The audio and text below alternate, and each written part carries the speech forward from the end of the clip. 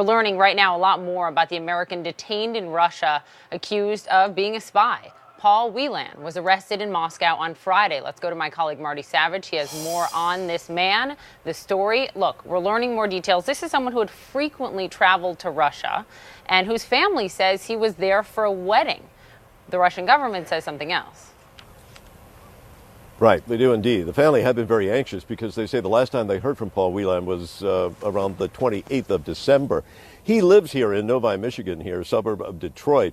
And he was a frequent traveler to go to Russia. He is a former Marine, retired Marine, I should say, and he works in corporate security for an auto parts manufacturer. So he's gone to Russia several times for personal reasons as well as for work.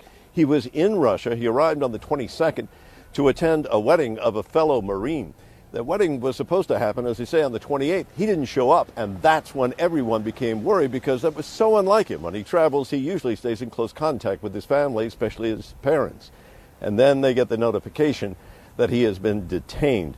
They find that the reason for him being held by the Russians is absolutely preposterous. They are hoping that American officials will have a chance to actually talk to him. They had been gravely concerned because they thought perhaps he might have suffered some kind of tragedy. It is still extremely serious for them, but at least they know his whereabouts right now, Poppy. Okay, Martin Savage there in Novi, Michigan, where he is from. Again, this is a man who was born in Canada. The State Department refers to him as an American citizen. And again, his family wants answers. Before we get to his brother, who will speak to us in just a moment in his first interview, let me go to Moscow. My colleague Matthew Chance is there. So, Matthew, walk us through what the Russian Federation is saying at this point.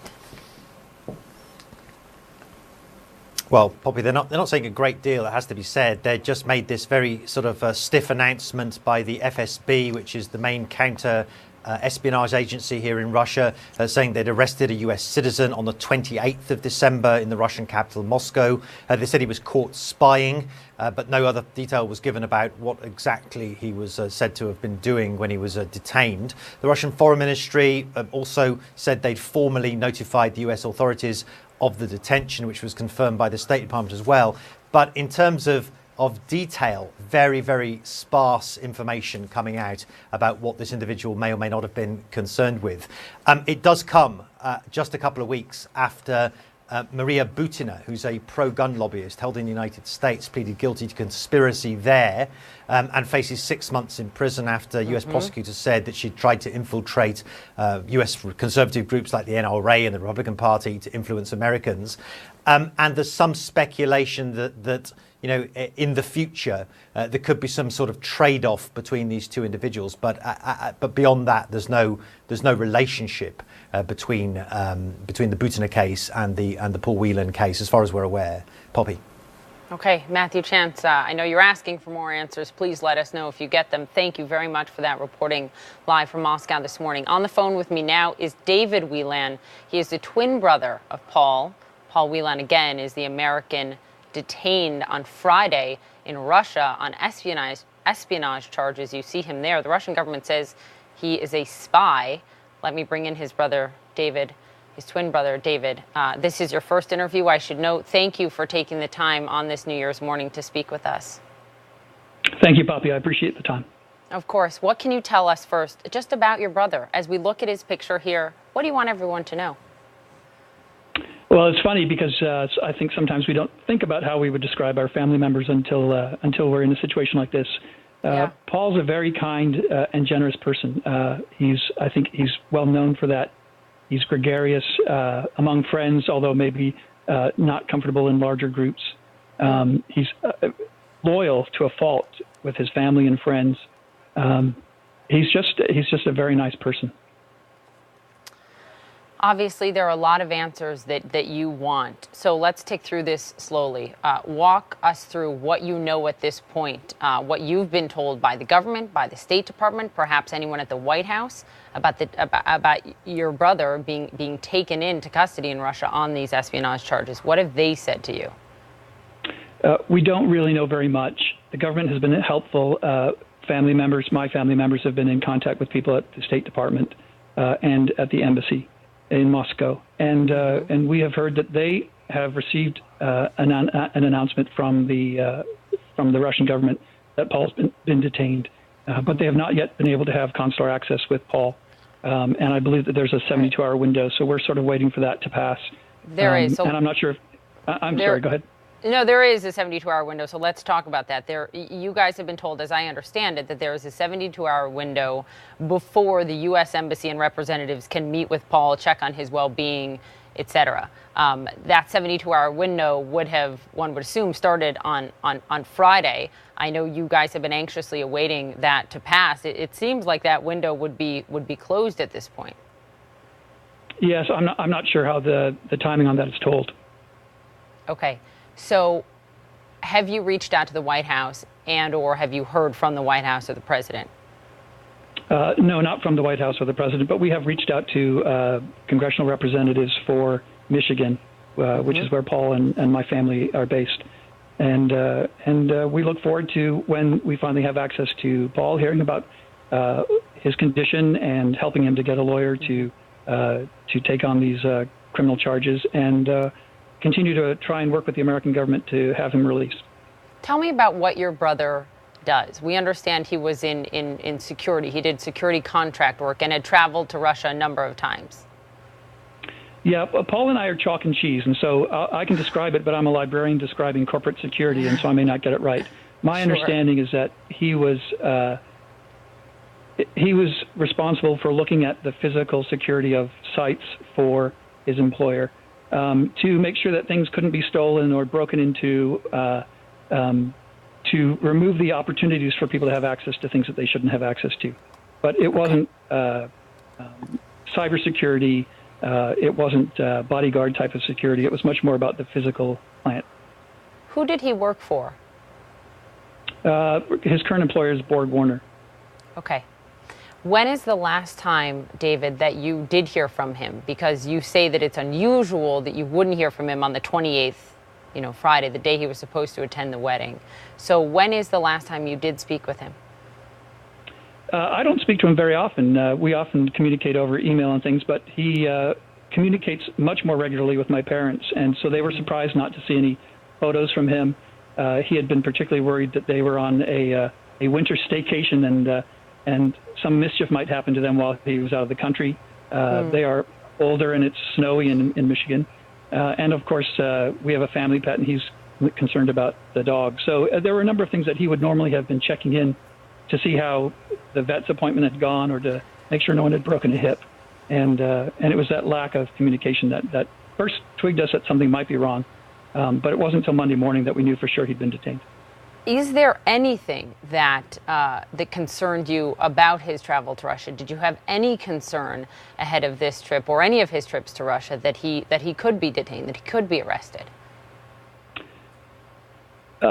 Not more than any other tourist traveling to many countries in the world. Paul is a former Marine. He's former law enforcement. He does corporate security. And he travels extensively. So I think as far as people who are aware of the risks of travel and being prepared to, avoid whatever risks are possible, I think Paul is probably as best situated as anybody could be, even in a country like Russia. There is no world in which you suspect that your brother in any way worked as a spy for the U.S. government. Is that correct? That's correct. Can you tell us a bit about his military service? I only know what he told me. I know for sure he was in Iraq in the early 2000s, and he did multiple tours in Iraq. Names like Al-Assad Air Base, Anbar Province, that's the sort of thing that I heard about. And he wasn't terribly forthcoming with his military.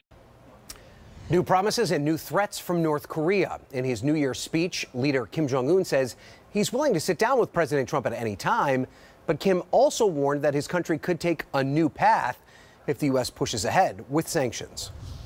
If the U.S. does not keep the promise it made in front of the world and misinterprets our people's patience and makes one-sided demands and continues down the path of sanctions and pressure on our republic, then we have no choice but to defend our country's sovereignty and supreme interest and find a new way to settle peace on our peninsula. Joining me now to discuss this is CNN national security analyst Samantha Vinograd. She served on the National Security Council under President Obama. So, Sam, We just heard from Kim Jong-un. At the same time, President Trump, in his New Year's message, touted his relationship with North Korea as being a big success and that he's in no rush to figure things out over there. I mean, it seems to be a disconnect between these two leaders, at least in the public face that they're presenting to their people. Well, Ryan, the more things change, the more they stay the same. It may be a new year, but North Korea, and frankly President Trump, isn't taking a new approach.